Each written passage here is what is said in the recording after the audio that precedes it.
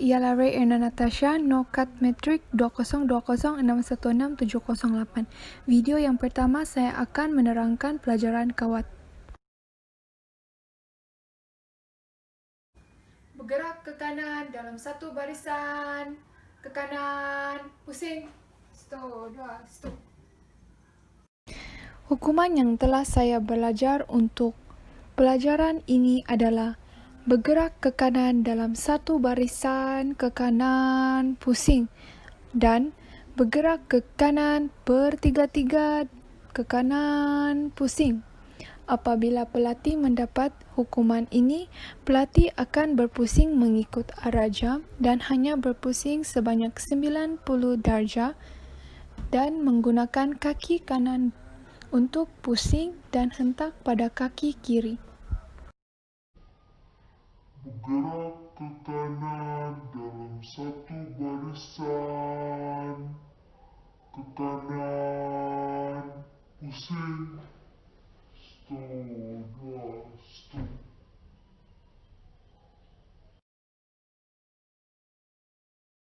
Akan menghadap ke belakang, pusing, stop, dua, stop.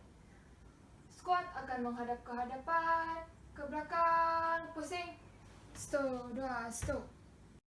Apabila pelatih mendapat hukuman squat, akan menghadap ke belakang, pusing. Atau squat akan menghadap ke hadapan, ke belakang, pusing. Pelatih hendaklah berpusing sebanyak 180 darjah dengan mengikuti arah jam.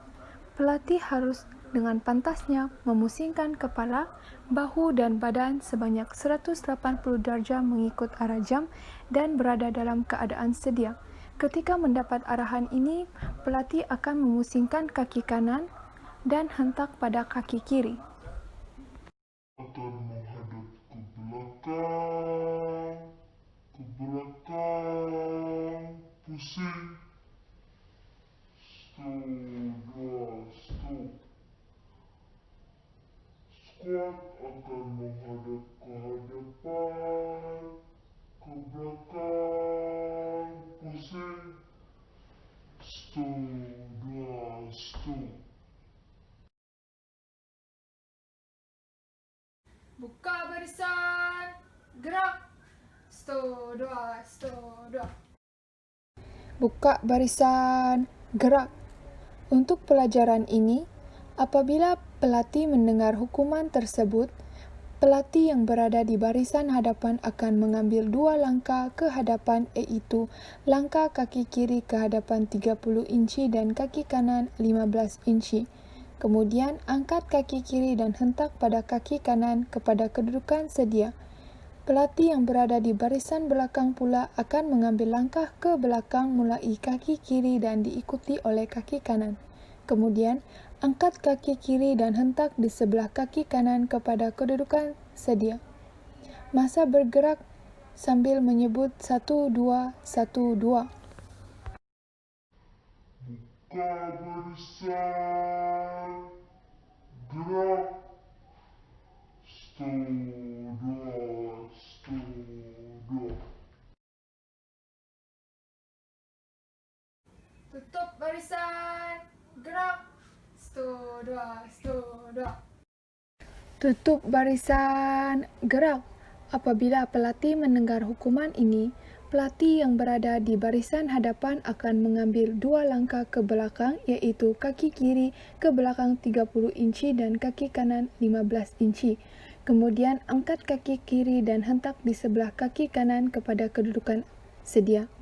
Barisan belakang pula akan mengambil langkah ke hadapan mulai kaki kiri dan diikuti oleh kaki kanan. Kemudian angkat kaki kiri dan hentak di sebelah kaki kanan kepada kedudukan sedia. Semasa bergerak sambil menyebut 1, 2, 1, 2. Tutup barisan, gerak, stop, dua, stop, dua. Seterusnya saya akan menerangkan tentang video ikhtiar hidup. Saya memilih tajuk Peti Pertolongan Cemas untuk video ikhtiar hidup saya pada kali ini. Peti pertolongan cemas merupakan salah satu perkara penting yang perlu ada di kebanyakan tempat seperti rumah, sekolah maupun mana-mana tempat, kerana seseorang itu boleh memberi rawatan awal kepada pesakit sebelum sampai ke klinik ataupun hospital. Bahkan, dengan rawatan yang betul, sesuatu kecederaan yang tidak serius tidak memerlukan untuk dibawa berjumpa dengan doktor jika anda sendiri tahu untuk merawatnya dan mempunyai kelengkapan first aid kit yang mencukupi. Di sini, saya ingin menyenaraikan barang-barang peti pertolongan cemas yang penting dan perlu ada dalam peti tersebut. Benda yang pertama adalah plaster. Plaster ini merupakan barangan asas yang semua peti pertolongan cemas perlu ada. Plaster digunakan untuk menutup luka-luka kecil yang tidak mengalami pendarahan yang teruk. Jika terdapat luka kecil yang kurang daripada 2 cm, plaster ini boleh digunakan. Selalunya luka jenis ini adalah disebabkan luka ketika menggunakan pisau, terkena duri maupun melecet. Jika mengalami luka, pesakit perlulah membasuh kawasan luka tersebut dengan air. Pastikan luka tidak mengandungi apa-apa kekotoran terlebih dahulu. Seterusnya, lap kawasan luka itu supaya tidak basah dan boleh lekatkan plaster ini. Yang kedua adalah kain pembalut. Terdapat 2 jenis kain pembalut, iaitu kain pembalut biasa dan kain pembalut segitiga ataupun kain andu. Kain pembalut biasa. Terdapat beberapa penggunaan untuk alatan ini, iaitu membalut luka dan membalut kawasan yang bengkak. Jika luka melebihi 2 cm, pesakit mungkin memerlukan penggunaan kain pembalut bagi menutupi kawasan luka tersebut.